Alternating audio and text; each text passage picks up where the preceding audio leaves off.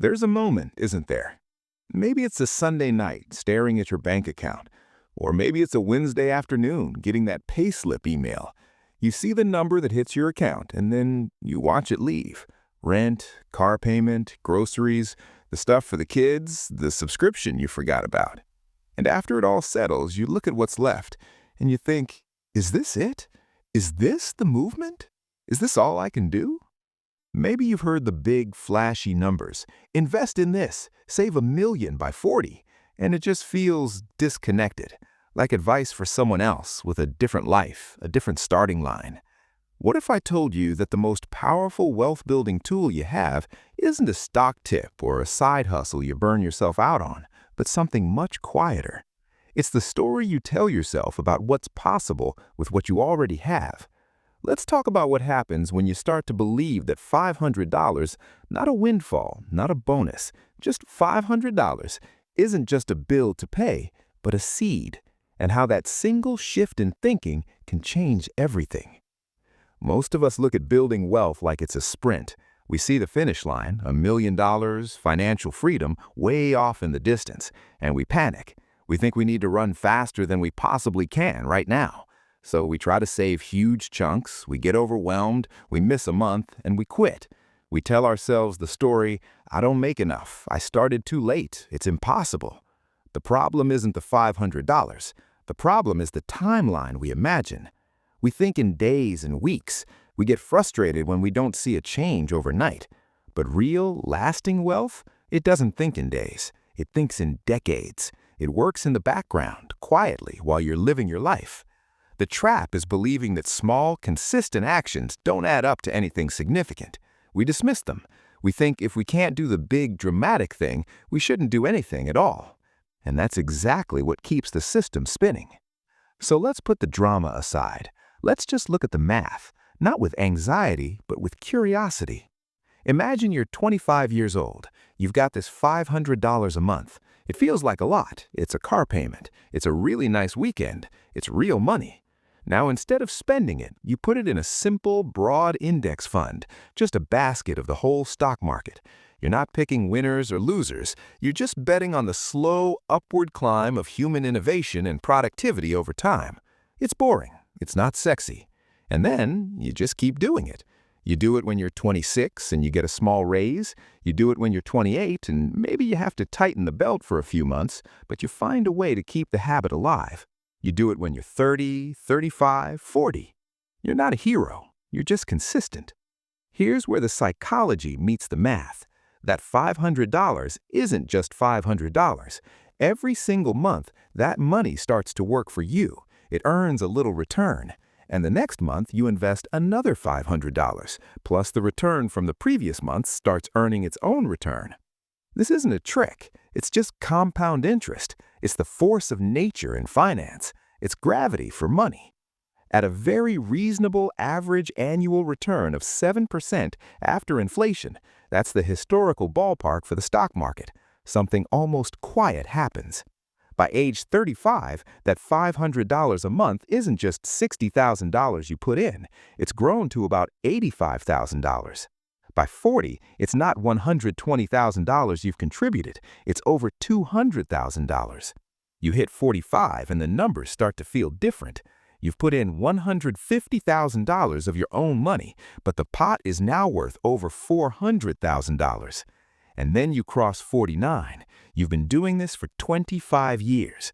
You've contributed $165,000, but the total value, it's tipping over that $1 million mark. The money you added in your 20s has been compounding for over 2 decades. It's done the heavy lifting. Your future self isn't thanking you for the one-time $10,000 deposit you stressed about at 28. Your future self is thanking you for the relentless, boring, forget-about-it consistency. So the turning point isn't when you get a raise. It's not when you find a hot stock.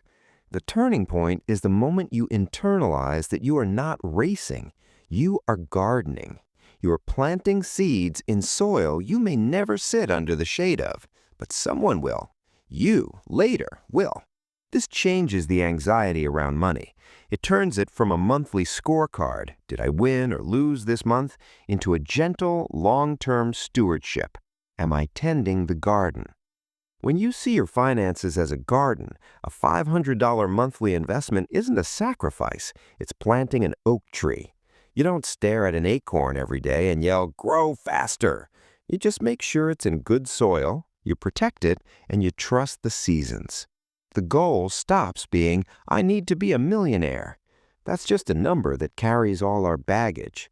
The goal becomes, "I am building a system of quiet, automated resilience. I'm buying future time, future options, future peace of mind." Every $500 is a vote for a future where a bad month at work isn't a crisis, where a career change is possible, where you can breathe a little easier.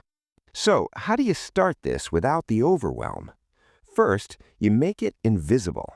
You don't rely on willpower. You set up one automatic transfer. The day after your paycheck hits, $125 goes to your investment account every single week. You never see it. You never have a chance to debate it. Your budget is built on what's left, not on what you hope to save. Second, you choose the simplest path. For most people, that's a low-cost index fund in a tax-advantaged account, like a 401k or an IRA. This isn't about being a genius investor. It's about being a patient owner of tiny slices of thousands of companies. Third, and this is the most important part, you decouple the habit from the emotion. The market will go down 10%, 20%, 30%. It will feel terrifying. And in those moments, your automatic $500 investment is your superpower. You're buying shares on sale. You're not betting on next month. You're betting on 2050. You don't stop planting in the garden because of a cold snap in April.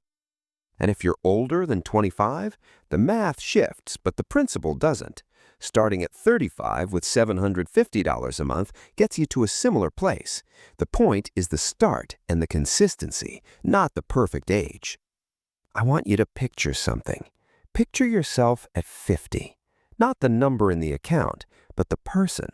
That person has lived through recessions, career changes, maybe a family, losses, joys, life. And for 25 years, through all of it, they tended this one small, quiet habit. They didn't get it perfect every month. Maybe they had to pause once or twice, but they always came back to it. That person doesn't look at money with the same fears they once did. They've seen the slow magic of consistency. They've proven to themselves that they can keep a promise to a future version of themselves. That's the real wealth. Not the $1 million, the proof that you can build something meaningful from small, sustainable actions. So, if you take anything from this, let it be this: you are not behind, you are not too late. The most powerful force in finance isn't intelligence or luck, it's time. And you have the extraordinary privilege of being able to partner with it, starting with your next paycheck. Just $500, not as a sacrifice, but as a seed. Plant it, then go live your life, and let time do what it does best.